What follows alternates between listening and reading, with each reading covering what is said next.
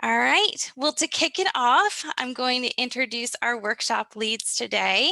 Our first presenter is Claire Lewis. Claire has been with the Florida Friendly Landscaping Program since 2011.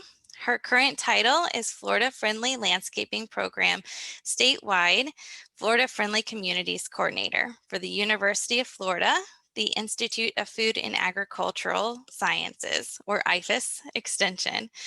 Prior to joining the Florida Friendly team, she earned her Master's of Landscaping Architecture degree from the University of Florida and worked for 12 years in private landscape architecture firms in Gainesville. Design projects have included large-scale commercial, institutional, and residential home sites. Claire's current job responsibilities include educational outreach to local governments, building professionals, and community decision makers across the state to provide educational programming to Floridians about sustainable landscape practices and encourage builders, developers, and homeowners associations to implement Florida-friendly landscaping principles in their communities in order to preserve and protect Florida's water and natural resources. Our second presenter for today is Dr. Eben Bean, who is an associate professor and extension specialist of the Urban Water Resources Engineering at the University of Florida in Agricultural and Biological Engineering Department. He is also a faculty member in the Program for Resource Efficient Communities and the Center for Land Use Efficiency. Dr. Bean has been working in urban hydrology and water quality for the past 15 years, with a focus on design and evaluation of stormwater control measures for retention and pollutant removal. Prior to his current position, he was an assistant professor of environmental engineering at East Carolina University in Greenville, North Carolina, and a senior staff engineer at Geocentric Consultants in Kennesaw, Georgia. And our third presenter today is Emily Brown. Emily has been with the Florida Department of Environmental Protection's Non-Point Source Management Program. I want to throw in pollution since 2017, where she serves as a project manager and the program's education coordinator. Emily holds a master's in forest resources and conservation with a focus on natural resource policy and administration, and a graduate certificate in environmental education and communication from the University of Florida. A lot of gators.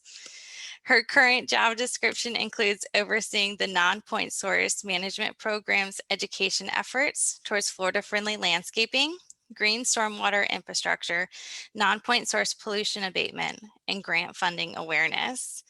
We have a wonderful set of presenters this morning, and with all of their expertise and the information that they're providing today, I just wanted to let everyone know that there are several continuing education credits available with today's workshop. There are 2.5 CEUs available for Florida floodplain managers, 3 CEUs available for landscape architects, and it is currently pending CEUs for community association managers and professional engineers.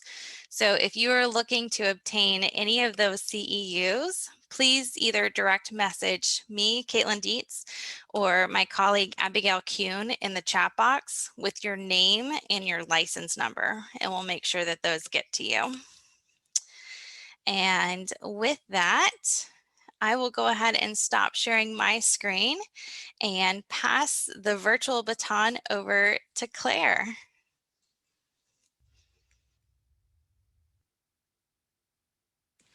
And Claire, you are muted right now.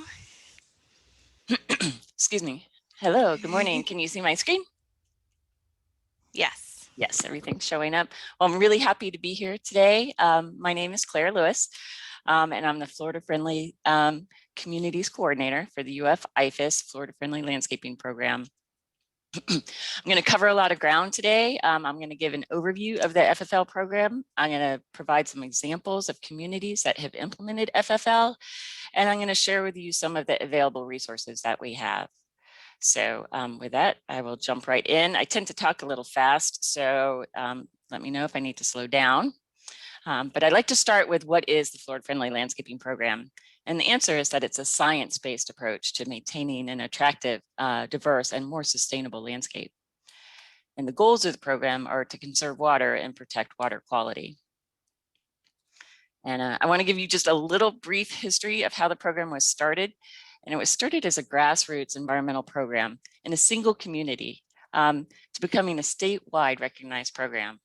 So in April of 1991, the Marine Resource Council started the Eco Neighborhoods Program as a response to water quality issues in the Indian River Lagoon area. So it started just, a group of people who wanted to start to address non-point source pollution. By March of 1992, 1 year later, they added 2 more neighborhoods in Broward County. They added 2 more in Indian River County, and 1 more in Orange County. Later that same year, the program was adopted by the Tampa Bay National Estuary Program and renamed the Florida Yards and Neighborhoods Program. By 1993, the program was implemented throughout the Tampa Bay and Sarasota Bay areas and in Broward and Indian River counties. Today, through continued support of FDEP 319 grants, we're active in 54 counties throughout the state. And I showed you these slides to encourage you to take action and to demonstrate that even what might seem like small initial steps can lead to an important change over time. So I hope that's encouraging. The program structure today is the Florida-Friendly Landscaping Program is the umbrella over 3 sub-programs. And the first is the Florida-Friendly Yards and Neighborhoods Program. And that program targets homeowners, gardeners, and youth. The Florida-Friendly Communities Program targets municipalities, builders, developers, and property managers. And the Green Industries Best Management Program targets landscape maintenance professionals. The Florida-Friendly landscaping principles were found to be compelling enough that they were included into the Florida state legislation for both the FYN and GIBMP programs. I'm going to give a brief description on the next couple of slides. So Florida Statute 373.185 is legislation that impacts local governments, HOAs, and residents. It defines Florida-friendly landscapes as quality landscapes that conserve water, protect the environment, and are adaptable to local conditions and are drought tolerant. It also encourages water management districts to implement incentive programs for local governments to adopt FFL ordinances. In addition, the legislation states that local government ordinances, deed restrictions, or covenants may not prohibit Florida-friendly landscaping practices. Keep in mind, this does not invalidate HOA architectural control and landscape committee decisions. Homeowners can implement FFL as long as they comply with the code restrictions and gain approval from the appropriate committees before changing their landscape. HOAs can require certain practices to be regulated to the backyard or side yard, such as rain barrels or gardens. Also written into the legislation is that all commercial fertilizer applications in the state of Florida must go through the Florida-Friendly Landscaping Green Industries Best Management Practices training, and they have to obtain a license through FDACS before applying fertilizer commercially. And this became mandatory in 2014. So the Florida-Friendly Communities Program, which is what I oversee, we target stakeholders responsible for community development and redevelopment. In addition to promoting and providing education on the traditional 9 principles, FFC promotes the use of green infrastructure and FFL at the local governmental level. These images show rain gardens, parking swales, rooftop gardens, multi-use trails, drive retention areas. These are examples of green infrastructure projects. So Florida-Friendly Communities is implemented through 2 coordinated efforts, both of which we'll see here today. The public-facing or non-technical branch will target stakeholders responsible for decision-making and development or redevelopment at the community levels. These include planners, developers, elected officials, and other large-scale design professionals. The technical education will focus on educating the individuals responsible for designing and constructing and maintaining these projects by providing specific information needed to implement green infrastructure. This portion is led by Dr. Eppen Bean with the Department of Ag and Biological Engineering, who you'll be hearing from later today. So I'm going to briefly touch on the 9 principles of the Florida Friendly Landscaping Program. These are the 9 principles, and they are the foundation of the program. And here we go. Right plant, right place is the first principle for a reason. It's the cornerstone of the FFL program. By choosing the right plant for the right place, you're well on your way to becoming a more sustainable landscape that will save you time, energy, and money. When selecting plants, you need to know what conditions they need to thrive. So how much sun, water, how much space do they need? You always want to keep the mature size of the plant in mind when planting. That 1 gallon shrub that you put underneath your window might turn out to be a 15-foot tall shrub that requires constant pruning to keep in check. And so that's not something we would say would be very Florida friendly. And this is obviously an example of not the right plant, right place. Water efficiently is another principle. This is the key to a healthy landscape and reducing runoff. In fact, overwatering is the most common mistake that people make. And IFAS research has shown that approximately 60% of a residential water bill can be attributed to an in-ground irrigation system. So here are a few tips. Water early in the morning. Water only when your lawn tells you need it. So some things to look for is this curved leaf blade. And so it curves over to reduce evaporation from the water. A blue-gray color, so it'll turn from green to kind of blue-grayish when it's drought stressed. And also if your footprints or tire prints remain in the lawn long after you've stepped on it, those are signs that the lawn is experiencing drought stress. You also want to check and maintain your system. You might have a broken head or misdirected heads onto the sidewalk. So that's something that needs to be done regularly. And you only want to irrigate your turf when it's growing. So don't, in the times like now when turf is dormant, you really don't need to irrigate it very much. Fertilized appropriately is another principle of the Florida Friendly Landscaping Program. And you always want to base your fertilizer purchases on what your soil test tells you. So do your soil test. You can do that at the local county extension office, or you can send it to the soils lab at UF. You always want to follow the label and IFAS recommendations. And just like irrigation, you only want to fertilize your lawn when it's actively growing. Otherwise, it's not uptaking those nutrients and you're losing, you're just wasting money and contributing to runoff. You want to use a broadcast spreader with a deflector shield, and that will keep the fertilizer granules off hard surfaces and keep it on, the area that you want to apply it to. And then you want to calculate the area to be fertilized. So you want to measure and weigh your fertilizer and make sure you're applying the right amount. Some other best management practices are if you spill fertilizer on the lawn, you want to sweep it up. You don't ever want to fertilize before a heavy rain. And don't fertilize within 10 feet of any water body.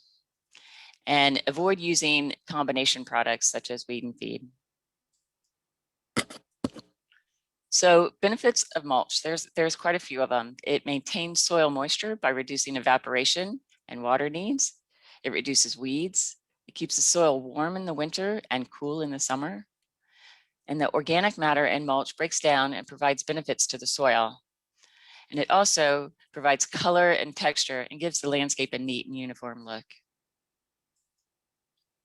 Attract wildlife is another principle.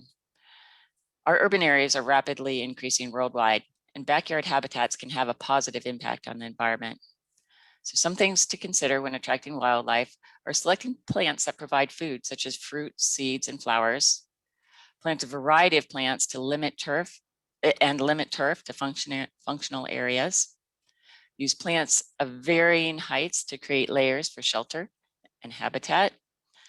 Leave snags or dead trees. They provide food and a source of habitat for a number of different creatures. You want to provide a water source and always keep your cats inside. So managing yard pests responsibly. There are more than 100,000 insects found in the United States alone. However, less than 1% of these actually are pests in a harmful way on the landscape. By having plants in the right locations, they will be less stressed and have less disease, and therefore will attract less insects that feed on them. And we live in Florida, so set realistic expectations. You know, it's not realistic to have a pest-free landscape. It's hard enough to keep them out of the house sometimes. So what are some things you can do to manage those pests? You can observe your plants, go walk around your landscape and look for signs of problems.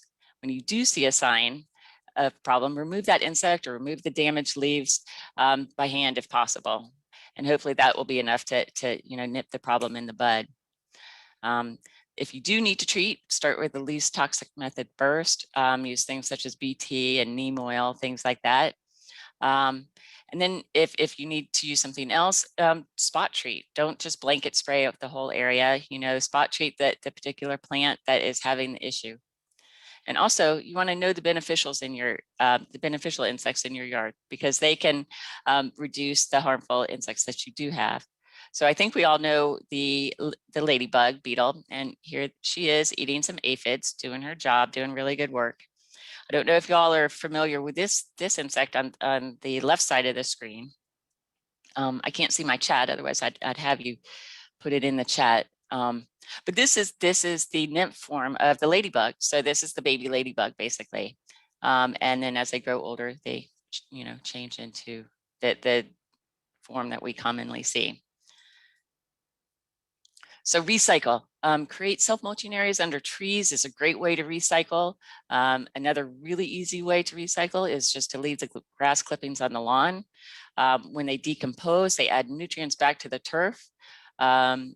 IFAS often says that if you leave your grass clippings on the lawn, you can reduce the number of fertilizations by 1. So it's a win-win. It also keeps the grass out of the nearby water bodies. So, just keep it on the lawn and, let it decompose. You can also consider using a compost for kitchen waste is another great way to recycle and help your landscape. Stormwater runoff, reduce stormwater runoff. Some ways to do this are to direct downspouts to drain onto pervious surfaces, such as, your landscape bed or a turf area. Something I commonly see in new construction is downspouts directed right into the driveway, which, goes into the storm gutter and down into the, the storm drain. So try to direct those downspouts into a pervious area. You can do it with, black flexible extension pipe if you need to, or, hopefully you can just, just turn the gutter itself. You want to plant ground covers to reduce erosion.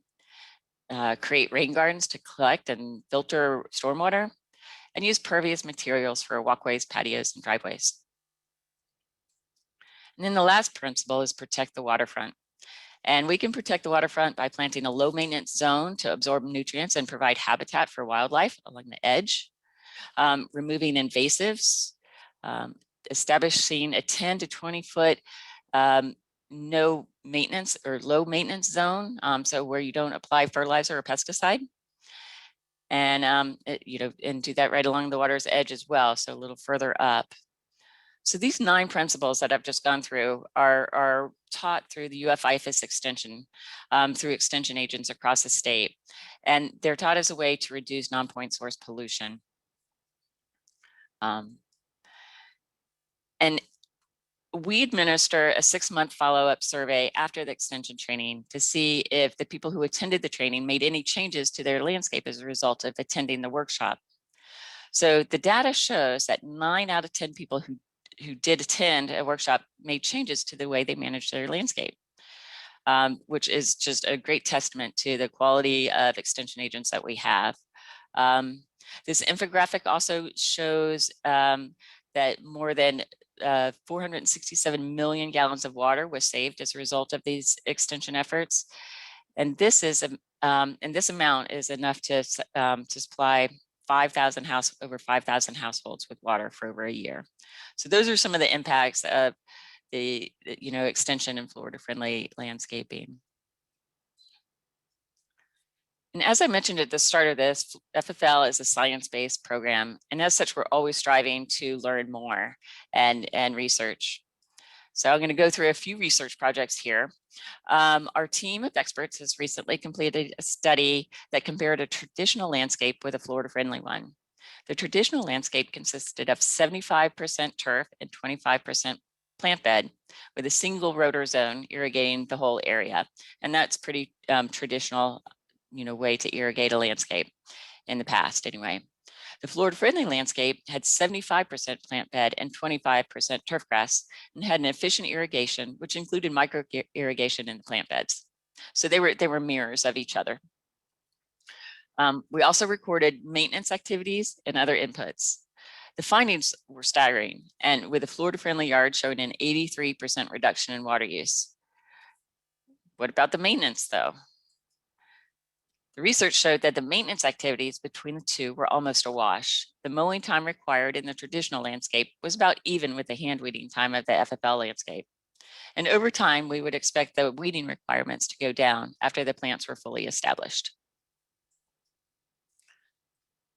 To help predict the impact of the program, we developed a table with the estimated water savings of FFL activities. This table and rationale behind each of these assumptions can be found in the EDIS document that I'm showing on the screen, AE 515.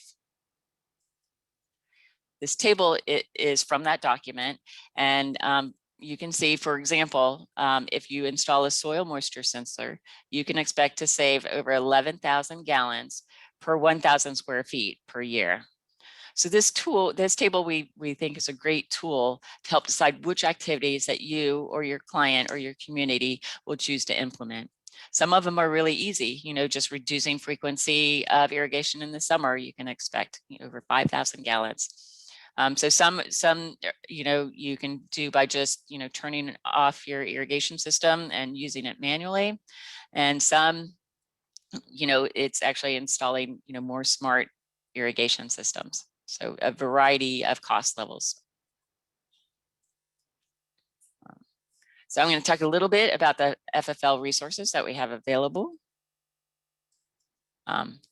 So the Ffl program has an extensive amount of educational materials available to encourage more sustainable landscape practices. The publications on this page are the foundations of the program.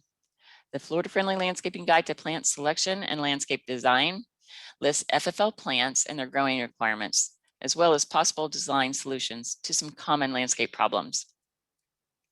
The Florida Yards and Neighborhoods Handbook describes in detail the 9 principles of FFL and how to maintain the landscape for the home audience.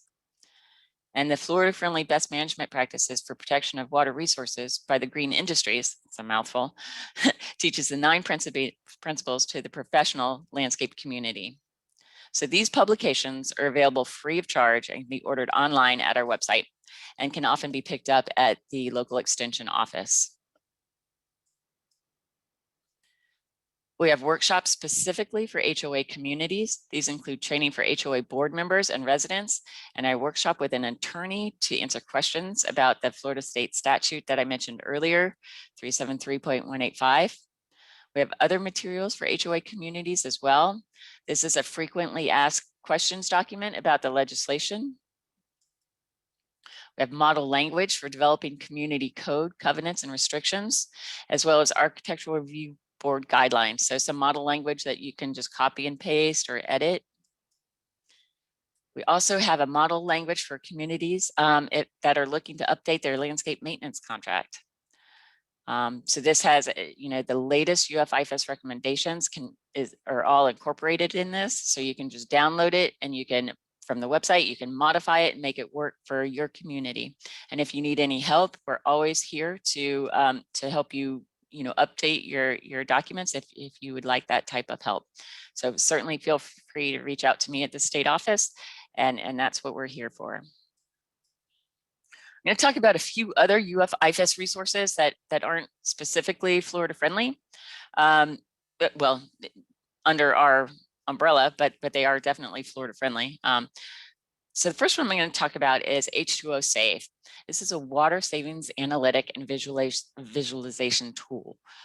It's a suite of software programs that a municipality or utility can use to assess how their conservation programs have been performing. It provides custom analysis and interactive tools targeting and targeting assistance for water conservation programs. So it can get down to the individual household in a community and let you know their water use. It can quickly prioritize high water demand and demand areas for further education and communication. And it's a pretty exciting tool. Dr. Nick Taylor is the person. Here's his email if you would like to learn more about H2O Save. He can, fill you in on that information. Building for Birds is an online tool for decision makers to use when evaluating the potential for breeding, wintering, and migrating habitats for birds in our urban environment. This tool generates a report containing a score for each of the bird habitat categories and a list of birds that can be found in each of these habitats. So Dr. Mark Hofstetler is the person you'd want to contact for more information on that. And this is the website that you can use to learn more about this exciting tool.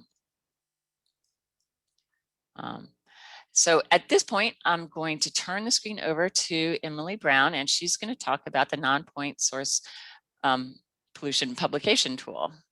And let me stop sharing.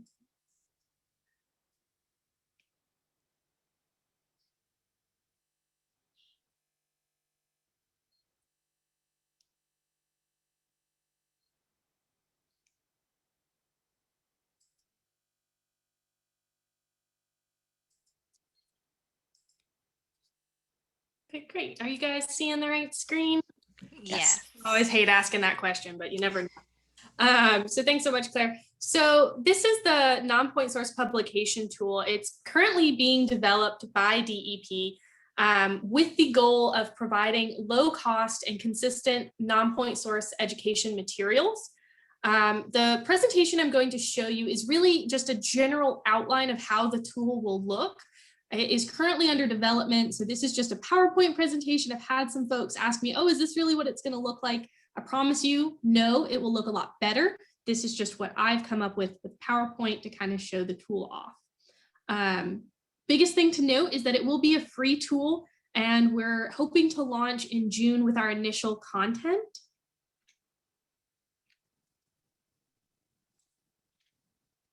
So quick definitions. So when I talk about the tool user, that's going to be the folks that have an account with the website and actually log on and create publications, whereas the tool audience is going to be the folks that are receiving the publications and learning from the materials.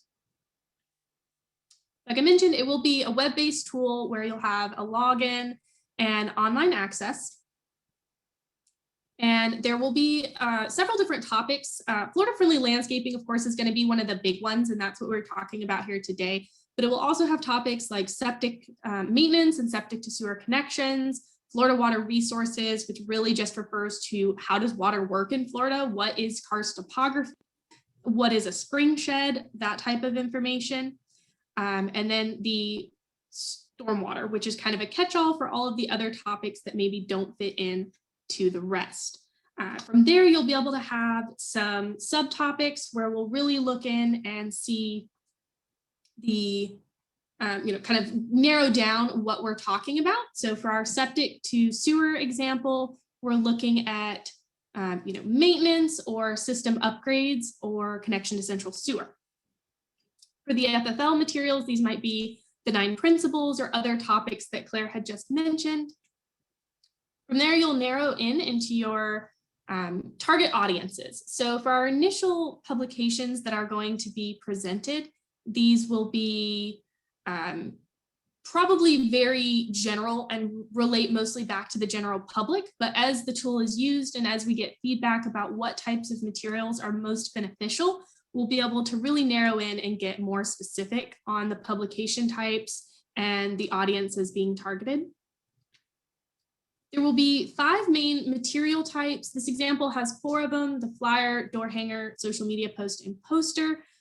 We will also have what we're calling a palm card. So it'll just be a smaller than a flyer type sized publication. All of them will be produced in a print ready PDF, except for the social media post, which will be downloadable as a JPEG image. that will have both text in the image itself as well as recommended text. So when you would go to use the social media, it would have a nice picture and text already put together. But then we would also give you recommended text for what you should actually say in the Facebook, Instagram, Twitter, whatever, messaging. So this is where it gets really exciting. So once you've kind of selected the type of publication that you're looking for, you'll be able to select messaging from pre-vetted DEP messages. Sorry, had a pop up. You'll be able to select from pre-approved DEP messages that have, the science backing and DEP approval, and they'll also have different tones and different directions for how we're trying to convey the same information. So right now we have my septic to sewer connection example. And so the messaging is all trying to do the same thing. It's all telling people that what you need to do is connect to central sewer. But in this example, you might have messaging that talks about money savings, or you might have messaging that talks about how if you do this, you're going to help protect your local springs and your kids and your grandkids will be able to enjoy the same resources you have. Or maybe the messaging is like, hey, connect to central sewer, it's the cool thing to do. So it all have that different tones. So whatever you think your community would really relate to the best, you'd be able to pick that type of messaging. This is also where you'd be able to pick out any photos or graphics or things like that to go along with your publication. And then finally, you'll be able to add in some really custom information. So we want these materials to really relate back to your community or your audience that you're trying to reach. So you'll be able to add in your logo, your community name, contact information. If you have a call to action website, like I know a lot of communities right now, they're really focused on fertilizer. So if you're producing a materials about how to fertilize appropriately according to the FFL principles, you could send people back to the FFL website, but you could also send them back to your local website where you can talk about your ordinances or other more local, focused information.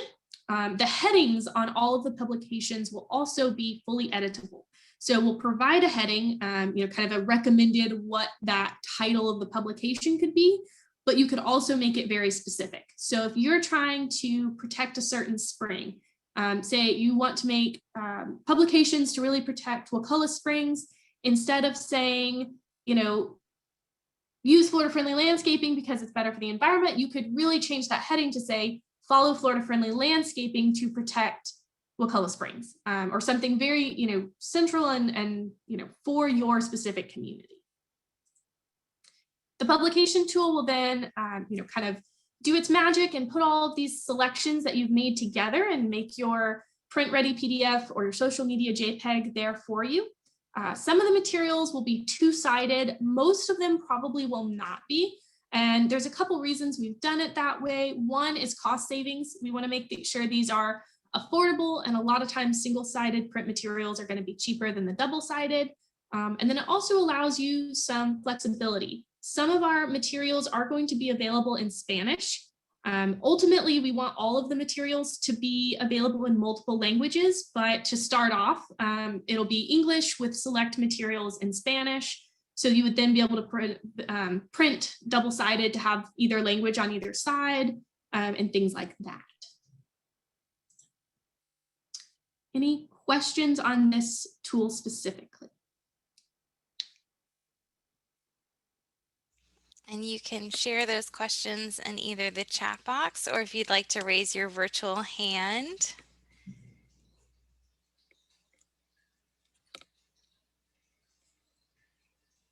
All right, Emily, it's looking like right now, not yet, but we will keep an eye on that chat box. Thank you, Emily. Okay, I'm looking forward to that coming out. I'm going to go ahead and reshare my screen and continue on. So now what I'm going to do is I'm going to talk about some of the online resources that we have, and please let me know if you have any questions and I'll be happy to answer those. We have webinars that we offer every month. So 2 monthly series. We have one targeted for professionals and one for homeowners. The professional one, the next one we have coming up is Palm Nutrition with Dr. Kim Moore. These webinars are eligible for CEUs, and kind of depending on the topic, you know, it changes which CEUs are available. But for instance, Palm Nutrition is eligible for FNGLA, landscape inspectors, landscape architects, arborists, and FDEX licensed individuals. And the homeowner webinar series has some great upcoming ones too. I just don't have that list. So the webinars are live, but we also offer some CEUs that are self-paced and can be taken anytime. And we have, you know, a general introduction to Florida-friendly landscaping. We have design considerations. We have information on turf grass selection. So we've got 8 online CEUs, but anyone can take them. They're $15. And you know, we're always kind of looking to expand those. They are also eligible for CEUs from the listed professionals on this page. And then we've recently launched the Florida Friendly Landscaping Certified Professional Program. This was originally intended for code enforcement agents to be able to identify what is and isn't Florida friendly, and to provide clarification on the FFL legislation. However, we've also seen an interest from landscape architects and designers, as well as green industry professionals, as a way to promote their educational training and marketability. To become certified, students must complete 6 online classes and a field module, and also sign a code of ethics. If they hold another certification, such as FNGLA or GIBMP or Florida Water Star, then some of the online courses can be waived. We have full details on the website on how to become a certified professional, and a listing of the people who have already achieved that designation. Next, I'm going to talk about some of our mobile web applications, and I'm really happy to say that they're free. This is kind of a new development as of the beginning of the year. This one is the Florida Friendly Landscaping Plant Guide, and it's similar to our manual. It's set up the same way, where it has more than 400 Florida friendly plants. It has beautiful pictures. It has the growing requirements for each plant, and it's available, you know, on your phone, tablet, or home computer. I'll go through it just a little bit. The search works pretty much as you would expect it. You can search for the type of plant you're looking for. In this case, I selected ground covers, what type of sun that you have. So I selected partial shade. And if you wanted a native, or you can just, or any, you know. So in this case, I selected native ground cover. Then it gives you a list of the ones that come up in your zip code. So you put in your zip code, and it lets you know which ones will grow in your area. And then when you go down and you collect on the individual plant, you get all kinds of information, geographical considerations, on yard conditions, and appearance. And this is what I think is really helpful, is that a lot of times you'll get the height of a plant, but you don't necessarily get the spread. And that's really important for spacing and knowing how many plants to put in an area. So it will also give you the spread of the plants. The Ffl Butterfly Garden app provides butterfly host and nectar plants, and sample planting designs for small, medium, and large butterfly gardens. It has 62 Florida butterflies with information and photos. And what I especially like about this is that it shows the images of, say, the egg and the larval form, and then the adult form. And these are monarchs. So that way, you know what caterpillar is, you know, eating up your plants, and you'll know to make sure that you know, take care of that one. Make sure you don't squash that one. The Florida Friendly Fertilizer app is designed for professional maintenance personnel. It can be for anyone, but it's designed for for the professionals to help keep track of all the various city and county fertilizer ordinances. And it does this by using Google Maps to pinpoint the location and any fertilizer restrictions or requirements that are in place for that specific location. You know, when you're traveling around from, you know, city to city or county, like the larger firms do, this can be especially helpful.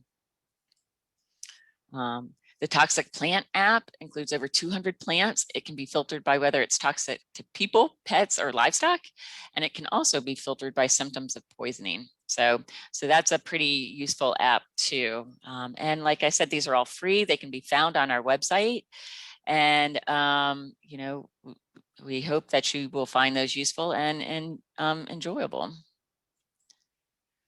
So next, I'm going to talk about some success stories, and I think I do have enough time to show this video. So I'm going to show this is about a 5-minute video, and you should be able to hear because I think I selected things right.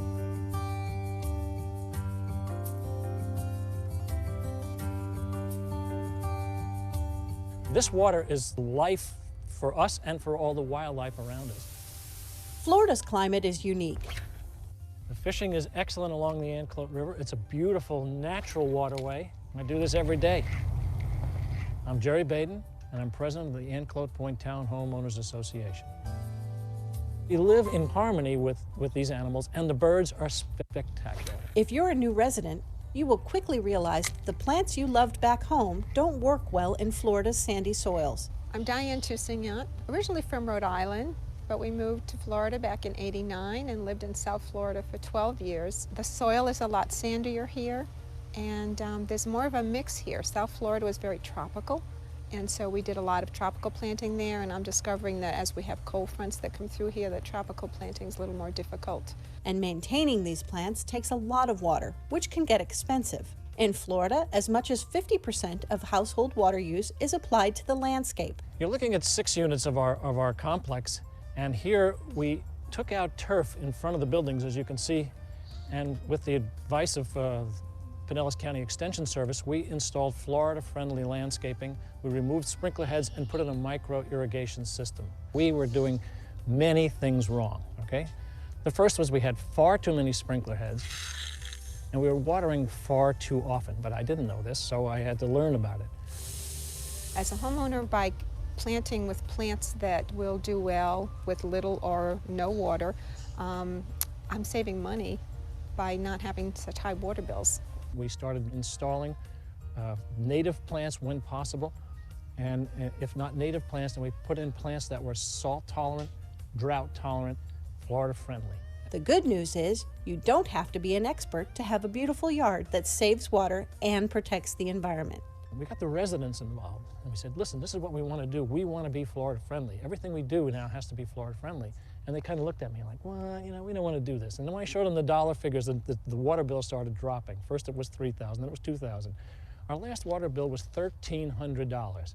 We went from $4,000 in the beginning to today, $1,300. And if you don't think these people are Florida friendly conscious, just ask any one of them and they'll tell you, oh yeah, we're going to do that.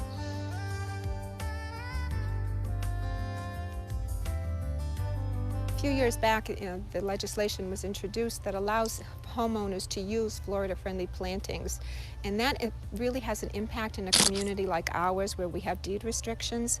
So we had to educate the public on what it means to be Florida-friendly. So we organized a Florida-friendly day over in the county park that we have here in Villa Rosa, and invited all of the neighbors to come and see. And we had workshops that day. We had talks on the 9 principles of Florida-friendly landscaping, on irrigation, and also on butterfly gardening. The 9 Florida-friendly landscaping principles are right plant, right place, water efficiently, fertilize appropriately, mulch, attract wildlife, manage yard pests responsibly, recycle, reduce stormwater runoff, protect the waterfront. Communities and landscape professionals are embracing Florida-friendly landscaping practices that conserve water. My name is Tony Morrow. I'm with Cornerstone Solutions Group, and we are the landscape maintenance contractor for Villa Rosa. The landscape beds add some curb appeal to every home that's in this cul-de-sac. And there are 24 of these cul-de-sacs. We've dressed every bed up. I think the homeowners here will come out and contribute to the maintenance of them. I've seen them do that. And it just makes it a little more pleasant for everybody. Typically, landscape islands had a lot of turf areas in them and some plants that didn't belong in those locations. There was a high requirement for fertilizer, for insecticides, and for water. We've tried to minimize that by putting Florida-friendly practices in place. We use the right plant in the right location, minimize the amount of water, and minimize the amount of fertilizer that's applied. And if not landscaped properly, yards may be overwatered and over-fertilized, which can cause water pollution. We don't want to damage our naturally beautiful environment. I don't want to have to use a lot of fertilizer because in our home here, we back up to a cypress swamp. And I don't want the chemicals of the fertilization going into the cypress swamp and harming it in any way. So we are trying to protect the environment by being careful with fertilization and keeping fertilizer away from the water sources. It's important to reduce the amount of fertilizer that we apply to minimize the impact on our water supplies. It helps to protect the environment, it helps to save water, and actually you can have such a beautiful yard using plants that are Florida friendly. We live in what I consider a paradise. It's just a beautiful spot. It's like living in a nature preserve. And the plants just add so much beauty to the yard. It brings me such joy to see the flowers in bloom, to see the butterflies flying around the yard, to see the birds coming in and feeding. Florida's water supply is limited, and it's important that we all do our part to conserve. Free expert advice is available through your local county extension office. I just love sitting on the patio and just watching all of nature. To find out more, visit our website at watermatters.org/yards.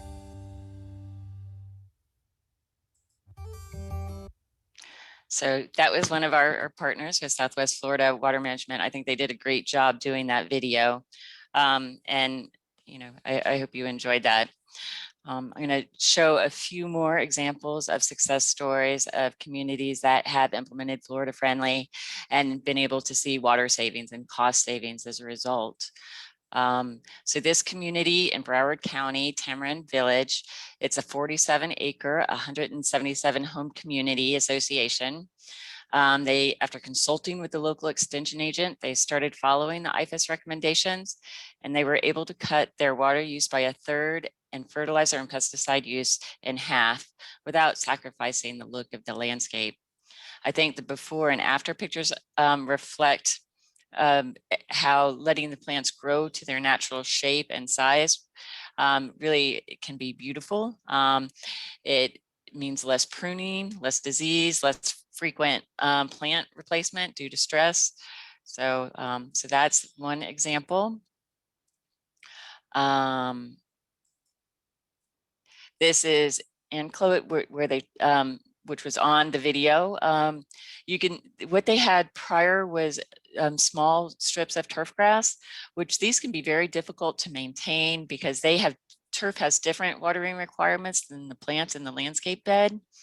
And oftentimes, you know, the heads for the turf grass, for the irrigation for the turf grass will get run over by cars or you know, even, you know, bikes or things like that. So what this community did was they replaced these small strips of turf grass, which are difficult to maintain, and they put a ground cover in there. They installed micro irrigation, and they manually controlled their irrigation system and watered as needed. And they ended up reducing their water use by 10,000 gallons and increasing the savings to $34,000 per year in savings. Royal Stewart Arms in Pinellas County, they simply increased the size of their landscape beds and installed dripping irrigation in those beds and saved about $14,000 a year by doing that.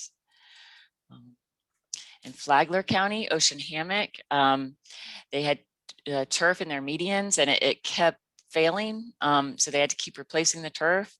So they ended up, instead of doing the same thing over and over again, they replaced the turf with a ground cover, used micro irrigation, and they reduced their annual turnover from 4 down to 2. So instead of replacing them 4 times a year, they replaced them 2 times a year. And they no longer hurricane cut the palms, and ended up saving $50,000 a year. And by not hurricane cutting their palms, they were doing that twice a year. They only now remove the dead fronds once a year, and this act alone saved $25,000. So that's a big one that we like to let people know about, because hurricane cutting is not beneficial for the palms. You know, so this is just a win-win. And then this one was just a real easy one to do in Sumter County. Instead of replacing their annuals, they replaced them with Florida-friendly perennials, and they saved almost $3,000 a year. So that's another easy one to do. I have another short video. How long is this video? Well, it's 4 minutes. In this video, they talk about some steps to make your landscape more Florida friendly. So I think this one is a good one to watch, and I'll go ahead and start that now.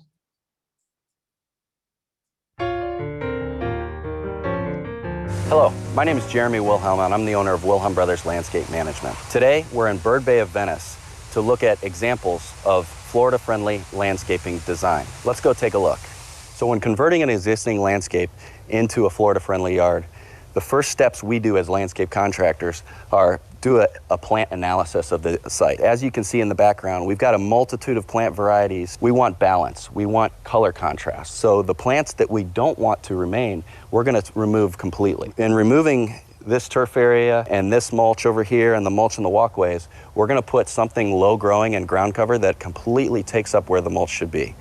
Maybe jasmine minima, something that doesn't need constant maintenance, but will eliminate the need to put down mulch, because every time it rains or every time we get a storm or even the irrigation goes off, the mulch that they're paying us to put down is being washed away. It can lead to the storm runoff, which contributes to pollution. So we want to keep that contained in areas where it's not going to be washed away. We're going to remove this pittosporum as well as this viburnum. Anything that we have to constantly prune to create access is not maintenance friendly. We want to come through here pruning wise at least every 3 months and just selectively prune with hand pruners. When we're done doing that, then we'll come in and do a design analysis. The design analysis will try to incorporate the existing plant material that we were able to salvage and keep in that area. Following that, we need to do soil analysis. We want to know soil pH. We want to know an irrigation analysis. I need to know exactly what kind of irrigation system they have, what type of water are they on, how many gallons per minute are they putting out in what zone. Are the plants separated where our plant material is on a different zone than our grass? And I want to know my nutrient values in my water. Reclaimed water has a lot of nutrient, can affect the plants. So here we look at an area. We've got a porch. There's a wall here that you can't even see past. We've got a hedge that we're maintaining that's being irrigated. We have a block of turf grass. We've got a parking carport with other plant material that's being irrigated separately. So we know by looking at this that every time this is being irrigated, I'm sure it's rolling over into the turf, whereas the turf irrigation is rolling over into the plants. When realistically, we have to ask ourselves, why is this even here? That's unnecessary maintenance. A solution to this, eliminate these hedges, and put a row of hedges in the center that you never have to prune for clearance. We don't have to take them away from the carport. We don't have to take them away from the porch.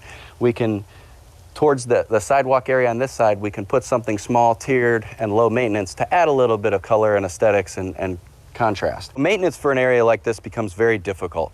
Not only do we have to bring our mower, which here we have asphalt, but in some circumstances we have decorative pavers, we have nice concrete driveways, but we're mowing an area that we can't really mow all of it, especially in a narrow area, so we involve some line trimming. In addition, we have to constantly edge around here, which doesn't necessarily look the best. Then we have to blow this material onto this turf area without blowing it beyond. As you can see, a majority of this grass has already been depleted from cars running it over it. The problem we have is they also run over the irrigation system. Installing a ground cover, specifically a Florida-friendly ground cover or Florida native, we really don't need irrigation.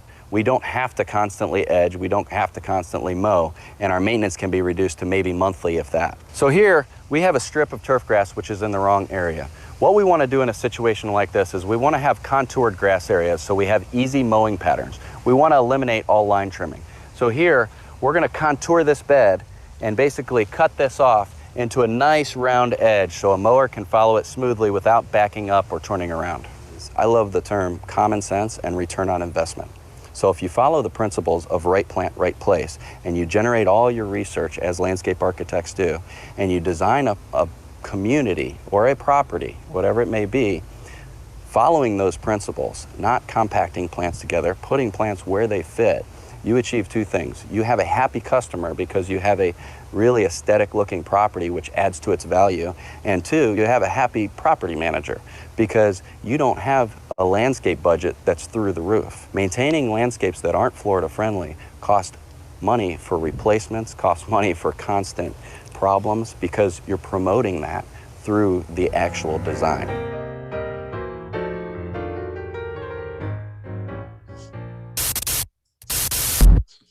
I think Jeremy did a great job. I think he had some great examples of some easy things to do and some things that can really make a difference in the landscape. Next, I'm going to talk about a few initiatives that we have started this past year that we're really excited about. And the first one I'm going to talk about is that we recently launched a radio show. It's aired 2 times a day and it covers 19 counties, as indicated by these, these red dots and circles there. There's a variety of topics and they are short little radio show clips. And so I will go ahead and let you hear one of those, I think. Work of connected water bodies. Even if you don't live on... Sorry about that. Today on Florida Friendly Landscaping in a Minute, protecting Florida's waters. Looking at a map of Florida, it's easy to see that our state is surrounded by water and covered with a wonderful network of connected water bodies. Even if you don't live on the water, what you do in your landscape can affect Florida's water bodies. That's because water that runs off or filters through your landscape can carry excess fertilizers and pesticides into our water system. If you choose to fertilize or apply pesticides, always follow IFAS rates and schedules, label requirements, and local ordinances. Never dump unused fertilizers or pesticides on the ground or down household drains or storm drains. Dispose of them by bringing them to the Household Hazardous Waste Collection Site. For more information about this and many other landscaping topics, contact your county extension office or visit fflminute.com. Florida Friendly Landscaping in a Minute is a production of the University of Florida's Florida Friendly Landscaping Program, IFAS Extension, and WUFT-FM in cooperation with the Florida Department of Environmental Protection. So I hope you enjoyed that. We would love to expand this across the state. So please contact me if you have any connections with the local radio station. We can provide the programming content and we can get it on the air in your area. See, we're just outside your area. And we also have, with funding from DEP, we've just wrapped up filming for 10 Flip My Florida Yard TV show segments. These are TV shows that, focus on Florida-friendly practices and how homeowners can update their landscape. How am I doing on time? I've got about 6 minutes. I was trying to decide if I should show you the clip from it, and I think it's pretty quick. Let's see. Ooh. Huh. All right, can you see that? It's still loading on our end, but we can see it. Remove your glasses. There we go. Doesn't even look like our yard. Doesn't even look like our yard. Spectacular. Yeah. Yeah.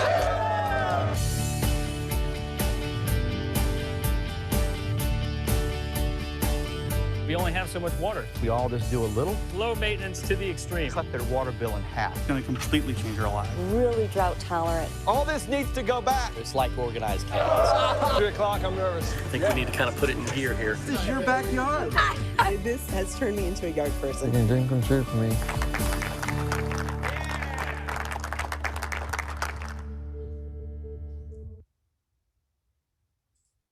So that's a clip from the first season of the TV show, and we'll be having more of those. So look out for those coming up this next year. They start to air in April. And the last thing that I want to talk to you about today is that we host an Ffl Awards Program in October. The categories include new construction, commercial landscapes, FFL communities, residential landscapes, and a photo contest. So if you have a FFL property or are working with one, please consider submitting your application. You can find it on our website, and you can find pictures of the past winners. And I have just 2 photos to show you. This is the winner of the Ffl Mature Landscape Award. They're down in Lee County. And this was just a really beautiful renovation that they did. I think it's a great example of showing planting along a seawall, which we don't see all that often. And it's a great way to filter that runoff before it goes into this, this canal. This is the Commercial Landscape Award winner, the Village of Palmetto Bay. This was in Miami, and they did a great job working with their county extension agent. They have a very efficient irrigation system, lots of permeable pavers, and it really is a beautiful location and very Florida friendly. So that's it for me today. That's my email if you'd like to contact me. And if you have any questions, please feel free to ask. Yep, we've got some time for any questions for Claire or for Emily this morning.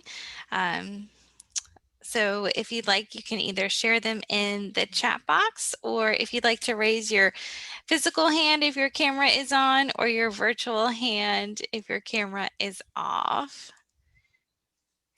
Vicki, I see your physical hand. I actually live in a large condo association, but I would like to inquire whether the people that do our landscaping are following Florida friendly practices. Is there a particular like URL or whatever I should send them to say, hey, I went to a workshop, I learned about this program. Are we engaged in these practices? What would be a good thing to plug them into what you've just taught us here? Well, and Emily, you can chime in on this too. This is an excellent question. And what we're in the process of developing right now is Hire Florida Friendly, and it has guidelines for those specific questions to ask. It gives you some good questions to start off the conversation with, and resources to look at as well. The landscape maintenance contract that I showed earlier could also be useful, although it's pretty technical. It really is very, it specifies exactly how, that the grass is to be mowed at different directions each time. The use of any chemicals. It gets, really detailed, where it might be better to start off with this more general information. That's what I'm thinking. I'm going to approach our manager. We're big enough to have a full-time manager. And then my next door neighbor is on the board, and I thought I'd CC her, but to make it easy for them to kind of see what we're talking about. And I'll tell you what will maybe grab people is that there's a development in the county south of us that saved $50,000 a year by employing Florida friendly practices. So, I'm just open to suggestion. If you can give me a couple of URLs that would kind of grab them to maybe investigate further. Yeah, Vicki, sorry, Claire. You go ahead. I'll talk after you. Yeah. So we are developing something that's a little more comprehensive, but I think just to get the conversation started, just sending them to the website, just floridafriendlylandscaping.com. It's a great way to really just look through. It explains all the principles, and principles are actually explained by what the benefits are to homeowners, what the benefits are to property managers and community managers, as well as the landscape professionals. And then of course you can always reach out to Claire or myself, to kind of talk to them more about, why this would benefit Claire, not me. Is there a particular place on the website that I could give them the URL that shows all the different homeowners associations and what they did and what they saved annually? Some of the slides you showed us, are those all collected somewhere in like a drop down or something on the website? Yeah, they're on the website. And should I try screen sharing the website? I'm trying to think of the best way to do this. I could certainly put a link in the chat box, and maybe that's the way to do it. Okay. And then also we can come out and, I would be with the local extension agent in St. John's, if that's where you're at, and that's Tara Freeman. We could come out and do a workshop either with the board members or the residents, or with the maintenance people, if the board, that would have to be a directive from the board to have the maintenance people attend a workshop. But certainly GIBMP training is a great place to start, to ask if they've received their GIBMP training. And that's a great training for anyone, even if they're not applying fertilizer, just doing landscape maintenance. It's, that's a really great place to start. Okay. And I'll go ahead and look up that URL and pop it in the chat box for the success stories. Thank you very much for that. Great, thank you, Vicki. It sounds like there's going to be some good action on in your condo association. We do have a question in the chat box. Is there someone who can assist if you're having issues with your HOA after you've converted your yard to Florida friendly? So I have some documents for, to try to guide you on that process. And unfortunately, this is how I usually, am contacted, like after something's already happened. And so it kind of, it depends on your condo association or your homeowners association on whether they will allow you to keep that, or, in some cases they, make you actually remove the landscape that you've installed. We do the workshop called Legally Speaking, and that I think I'm in the process of starting to organize that again this year. It's usually in May, between March and May that we hold that. We have an attorney who can, specifically answer your questions on, dealing with your HOA. But basically what she says is, people, they can even so you can try to sue your HOA, right? But in the end, mostly that no one ends up benefiting from that. Like you're fighting with your neighbors, and nobody's happy, and then no matter who wins, you really don't even want to live there anymore. So it's really best to try to find a compromise and try to work together. And I know that's not what everyone likes to hear always, but the tales that the attorney talks about, you really start to believe that compromise is the best answer. And I can put some resources in the chat box on that too. I'll put the FAQs in the chat box because it's a great place to start, to really understand what the law says and what your rights are. So I think that's a good place to start. Great, thank you. That's a great question, and a good way to approach that.